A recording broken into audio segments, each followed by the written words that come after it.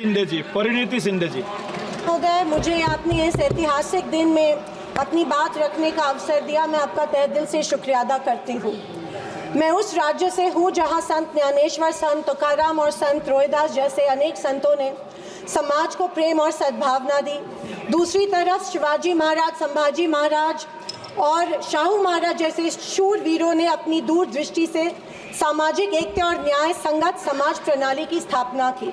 मैं उस महाराष्ट्र की पुत्री हूँ जहाँ महिलाओं के अधिकार सुनिश्चित करने हेतु अनेक आंदोलन द्वारा महात्मा ज्योतिबा फुले, क्रांति ज्योति सावित्रीबाई फुले जैसे समाज सुधारकों ने समाज को एक नई दिशा दी।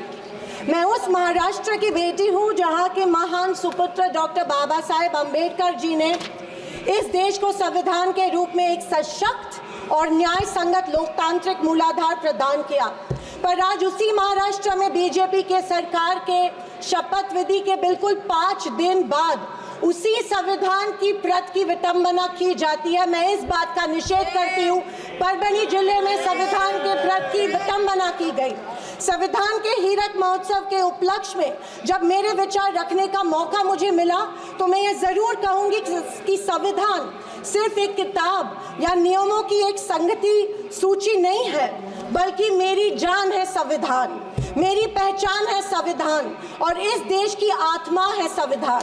दूसरी तरफ आज़ादी के 50 साल बाद तक अपने तिरंगे को और संविधान को न मानने वाले सत्ता पक्ष के लोग इस देश की उसी आत्मा को कमजोर और खोखला करने की साजिश कर रहे हैं। इसी शुरुआत उसी दिन हो गई जिस दिन धर्मनिरपेक्षता, सेक्युलरिज्म जो संविधान का एक मूलभूत आधार स्तंभ है, उसी को लेके एक गाली या एक कलंक में रूपांतरित करने का प्रयत्न सत्ताधारियों द्वारा होने लगा है।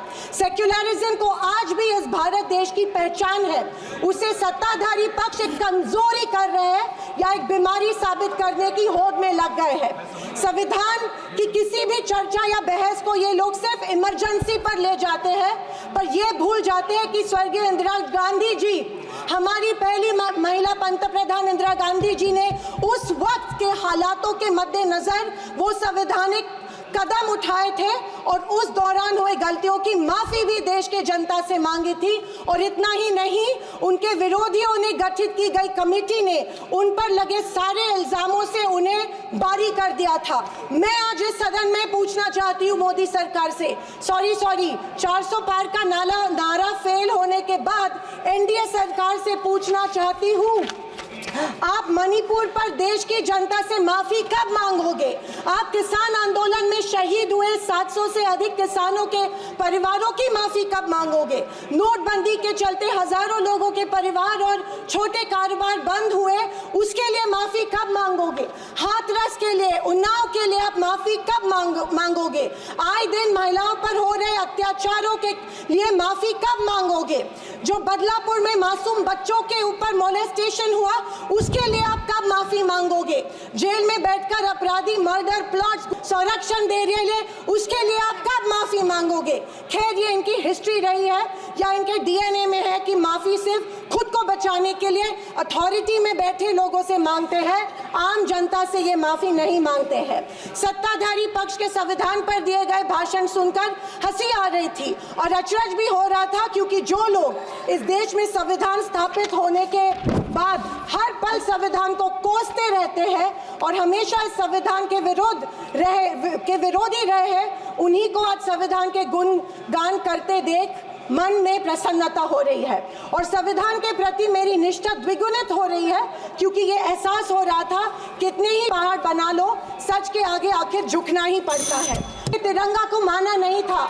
उन्होंने कहा था कि 3 अंक अशुभ होता है, तो क्या ब्रह्मा विष्णु महेश अशुभ है? जो हम 3 रेखाएं माथे पे लिखते हैं वो अशुभ है? क्या त्रिशूल अशुभ है? ये मैं इन्हें पूछना चाहती हूँ। वर्ष 1993 में श्वेत पत्र में संविधान को कचरे का ढेर करार दिया था। क्या ये तिरंगे के खिलाफ नहीं है? तत्काल संविधान को बदलने की मांग की थी। धन्यवाद। महिलाओं को हमेशा पुरुषों से कमजोर समझती है, महिलाओं को पुरुषों से कमजोर समझती है।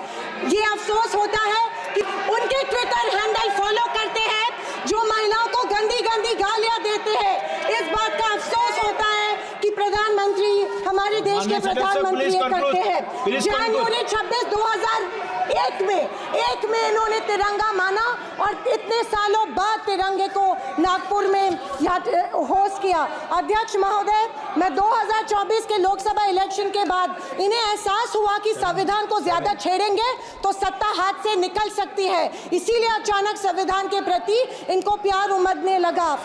अध्यक्ष महोदय, विशेष रूप से राजनाथ सिंह जी ने, मैं उनका सम्मान करती हूँ, बयान में जाने अनजाने आजादी के बाद से लेकर 2014 तक सारी कांग्रेस सरकारों को ऐसे सर्टिफिकेट दे दिया जिसे कोई झुठला नहीं सकता। उनके मुताबिक संविधान की बदौलत एक गरीब का बच्चा प्रधानमंत्री बना, लेकिन उसकी नींव सर 2 मिनट सर प्लीज। मैं आखिर में यही कहना चाहती हूँ, मैं भारत का, मैं कुछ पंक्तियां कहना चाहती हूँ। मैं भारत का संविधान हूँ, लाल किले से। अध्यक्ष महोदय,